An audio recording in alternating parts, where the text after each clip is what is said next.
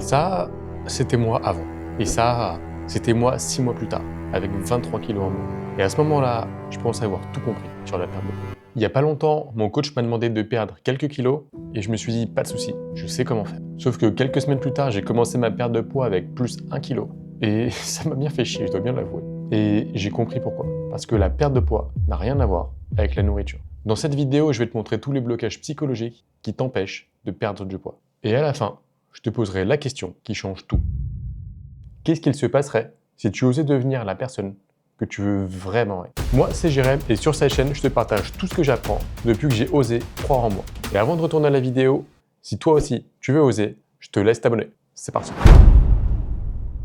Quand mon coach m'a demandé de perdre quelques kilos, je me suis dit « Ah, t'en as perdu 23, en perdre 3, ça va, c'est facile. » Et après 2 semaines, j'ai seulement pris 1 kilo. Comme pour tout objectif, l'envie doit venir de toi. Tu vois, là que je suis plutôt bien dans ma peau, perdre du poids parce que mon coach m'a demandé d'en perdre, je t'avoue, j'ai grave la flemme. Je vois beaucoup de gens qui se lancent dans des pertes de poids parce que ça fait bien, parce que on leur a dit que ce serait mieux, parce qu'ils se disent qu'en perdant du poids, ils vont pouvoir plus plaire, ou simplement parce que le médecin leur a dit qu'il fallait perdre du poids. À partir du moment où ça vient de l'extérieur, c'est pas quelque chose qui vient de toi, tu as de grandes chances d'arrêter dès que ça se complique. Mais alors, comment faire pour que ça vienne de nous? Parce que même si c'est le médecin qui te le dit, être en vie, c'est quand même cool, tu vois. Même si ça vient pas de toi, ça a quand même de l'intérêt. Pour ça, on va simplement chercher à relier la perte de poids avec quelque chose qui a de la valeur pour toi. En reprenant l'exemple du médecin qui te demande de perdre du poids pour être en meilleure santé, si tu relis cette perte de poids que le médecin te demande de faire, si tu le relis à quelque chose que tu aimes, tu pourrais faire la comparaison entre est-ce que tu préfères manger tout ce que tu veux le plus vite possible,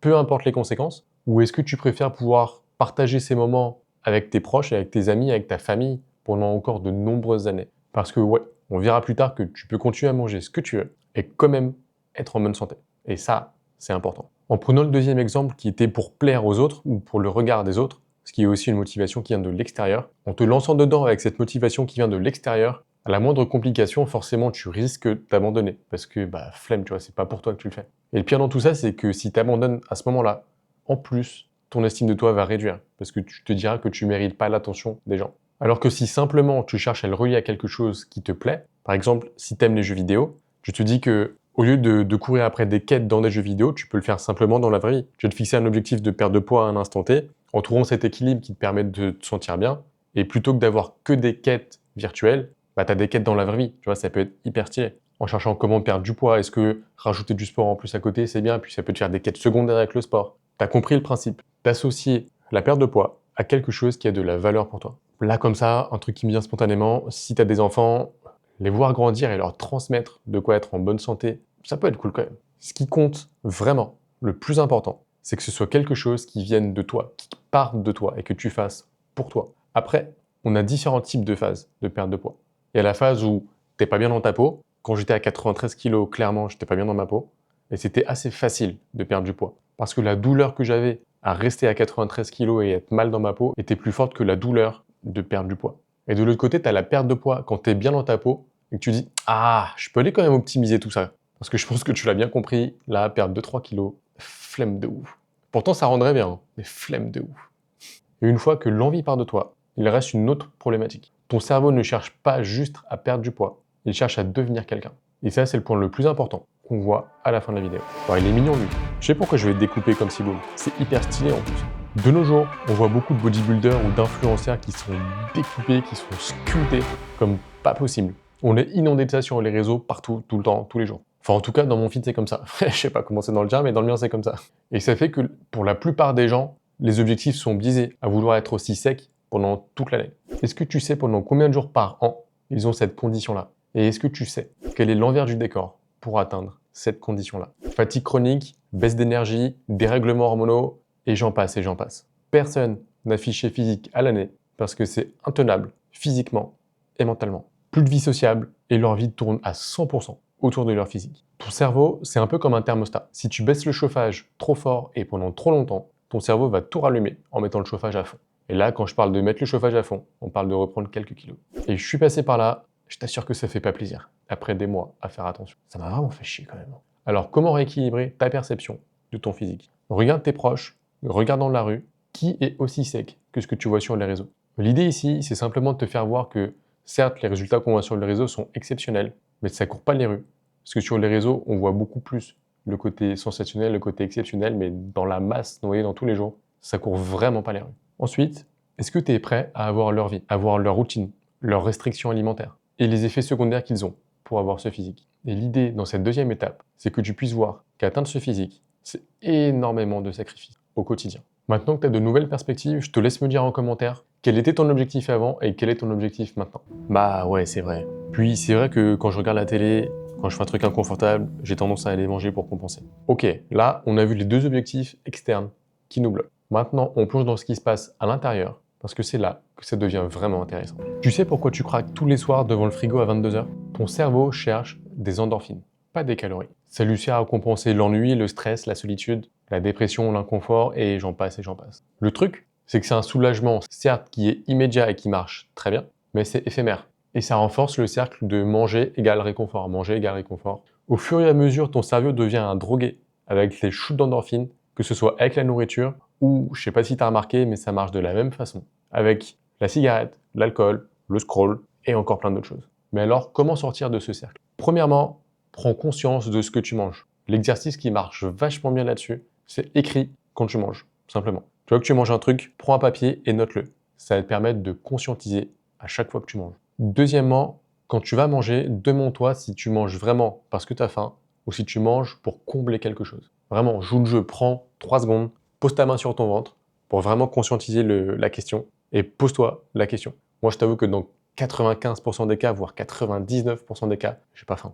Je mange parce que j'ai envie de manger ou parce que je fais un truc inconfortable ou autre. Et troisièmement, si tu vois que c'est pas par faim, cherche simplement à comprendre ce que tu veux combler et pourquoi. Le but ici, ça va simplement être de sortir des schémas de fonctionnement inconscients. Simplement en faisant ça pendant quelques semaines, tu verras que ton comportement alimentaire va changer. Parce que tu vas remettre de la conscience au milieu d'habitudes dont tu n'avais pas conscience. Mais même en comprenant tes émotions, tu risques de te heurter à quelque chose de plus profond, les croyances. Ouais, mais avec tout ça, c'est vrai que je commence à me demander si je vais y arriver.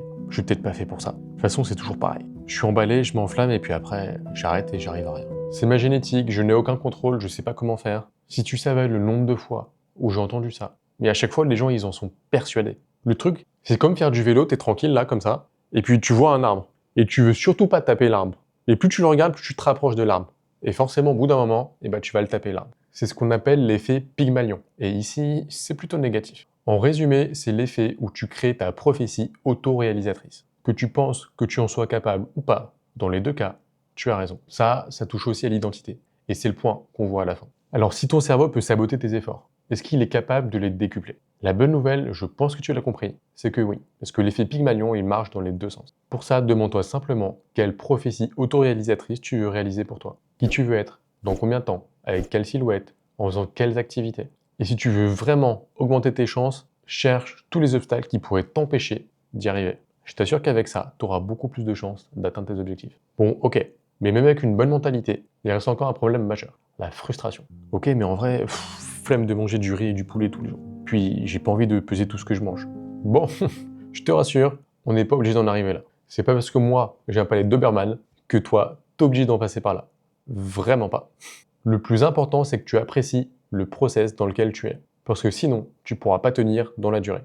Et ça peut te surprendre, mais moi, ce process, je l'aime beaucoup parce que ça me fait gagner énormément de temps. Et j'aime simplement le goût des aliments nature. Vois la perte de poids comme un marathon plus qu'un sprint. Il y a personne qui va courir un marathon en n'aimant pas courir. Bon, c'est ce que j'ai fait moi, mais c'est pas le thème de la vidéo. Pour gérer ta frustration, note que le temps que tu mets à te transformer dépend des actions que tu mets en place. Et ça marche dans tous les domaines de ta vie. Si tu veux perdre du poids rapidement, tu vas avoir besoin de mettre beaucoup d'actions en place et d'avoir une diète structurée. Si tu veux perdre du poids sans te prendre la tête, tu peux être plus souple et te laisser beaucoup plus de temps pour ta transformation. Ça dépend simplement de tes objectifs. Alors demande-toi quel sacrifice tu es prêt à faire pour ta perte de poids.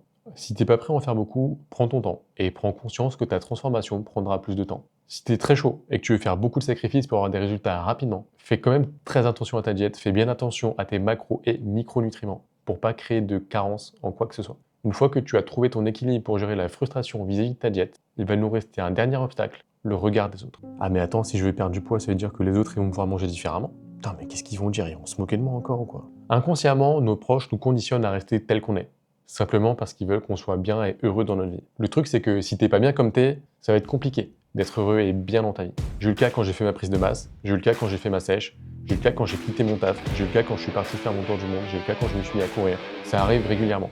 Parce que te voir changer, ça peut leur faire peur. Et en vrai, je comprends, surtout avec un gars un peu extrême comme moi. Mais ça peut aussi leur faire peur parce que ça leur fait voir que tu es capable de faire des choses qu'ils ne sont pas encore capables de faire de leur côté. Et ça leur envoie quelque chose qu'ils n'aiment pas voir en eux. Donc note que les peurs qu'ils ont vis-à-vis de toi, ce sont les peurs qu'ils ont pour eux-mêmes. Sois cool avec eux. C'est pas tes peurs, c'est leurs peurs. Dans certains cas, si tu as des proches à toi qui sont en surpoids, ça peut être vécu comme une trahison, et pour toi, et pour eux. Tu peux dire que si tu perds du poids, tu risques de les trahir, et ils peuvent te dire la même chose. Vis-à-vis de ça, demande-toi simplement pour qui tu vis. Pour toi ou pour eux. Je sais pas de ton côté, mais moi, quand je me suis lancé dans ma transformation, les premières fois, j'étais motivé, je me remettais au sport, et ça tenait pas. Ça tenait pas 2 semaines. Et je perdais absolument pas le poids. Mes entraînements, j'en avais fait 3 en 2 semaines, c'était n'importe quoi. Et j'avais peur qu'on me juge. Mais en vrai, le vrai échec, ça aurait été de ne pas oser essayer. Quand on teste quelque chose, on prend le risque d'échouer.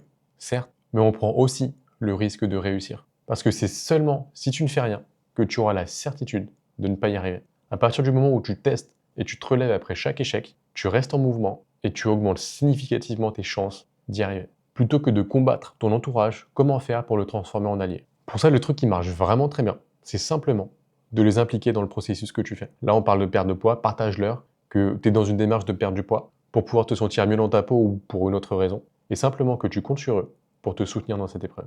Maintenant qu'on a vu tous ces points, il nous reste encore un dernier point à traiter. Mais attends, qu'est-ce qui me pousse à faire tout ça? Est-ce que ça me correspond vraiment? Mais qui tu veux être en vrai? Jusqu'à maintenant, on a vu ce qui se passe dans ta tête et avec les autres. Mais il nous reste une question plus profonde, une question que personne ne pose, mais c'est la question la plus importante. Quand ça fait des années qu'on a le même corps, le voir changer, ça peut faire peur. Je suis passé par là quand j'ai pris 20 kilos, je suis passé par là quand j'en ai perdu 23. Ça m'a fait flipper. Et rester tel qu'on est, finalement, c'est un peu rester dans notre zone de confort. Et là-dessus, ça se comprend. Demande-toi simplement qu'est-ce qui te fait le plus peur? Rester tel que tu es ou changer? Parce que ton corps, c'est pas juste de la viande et des os, c'est ta carte d'identité. Changer de corps, c'est changer d'identité, changer qui tu es. Est-ce que tu veux rester cette personne qui veut perdre du poids mais qui fait rien pour? Cette personne qui, dans certains cas, est mal dans sa peau? Ou est-ce que tu veux devenir cette personne que tu as en tête? Finalement, c'est simplement prendre le temps de te demander qui veux-tu être? Tu vois, de mon côté, je veux être un enduroman. Pour ça, j'ai besoin d'être un athlète. Et pour être un athlète, j'ai besoin de gérer ma nutrition comme un athlète. Ok, je t'ai dit que gérer ma diète, ça m'emmerde un petit peu. Mais ça m'emmerde tellement moins que de ne pas devenir un enduroman qu'au final, je sens pas forcément la friction. Si je devais te l'imaginer, ce serait un peu comme gérer ma diète, ça m'embête là, et ne pas devenir un enduroman, ça m'emmerde jusque là-haut. Tu vois, c'est pas la même échelle. Ça m'embête pas beaucoup finalement. Donc je te le redemande. Et toi, qui veux-tu être? Parce que ta réponse déterminera tes actions au quotidien. Et tes actions au quotidien détermineront qui tu deviendras dans quelques années. Si tu veux aller plus loin dans ta réflexion, je te mets un lien vers un e-book en description où tu pourras faire le point de là où tu en es dans ta vie et de là où tu veux aller. Je me rends compte que j'ai pas l'air emballé en te le disant, mais je t'assure que j'y ai mis toute mon attention, il est vraiment très stylé comme document. Je te laisse là pour cette vidéo, je te vois dans la prochaine. D'ici là, prends soin de toi et rappelle-toi que c'est ta vie, ton esprit et tes limites. Ciao!